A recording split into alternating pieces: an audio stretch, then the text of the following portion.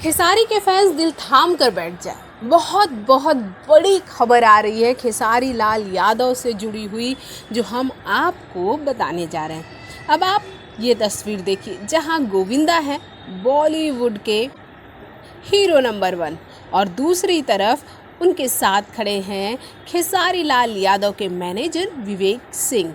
और विवेक सिंह ने अपनी ये फ़ोटो पोस्ट की है अपने इंस्टाग्राम अकाउंट पर, और लिखा है कि कुछ बड़ा होने वाला है, दिल थाम कर बैठिए, बहुत बड़ा। यानी कि बहुत बड़ा का मतलब है कि खेसारी लाल यादव से जुड़ा हुआ ही कुछ है।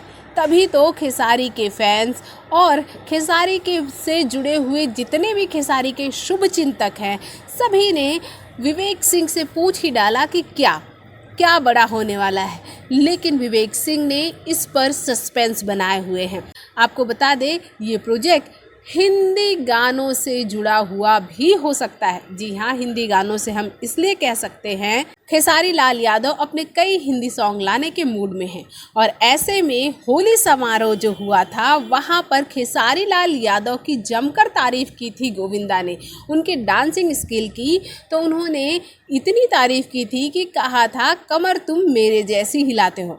अब ऐसे में खेसारी लाल यादव के साथ अगर गोविंदा का कोई बड़ा प्रोजेक्ट आता है तो चौंकने की बात बिल्कुल नहीं होगी, क्योंकि खेसारी और गोविंदा जब एक साथ आएंगे तो होगा बड़ा नहीं, महा बवाल।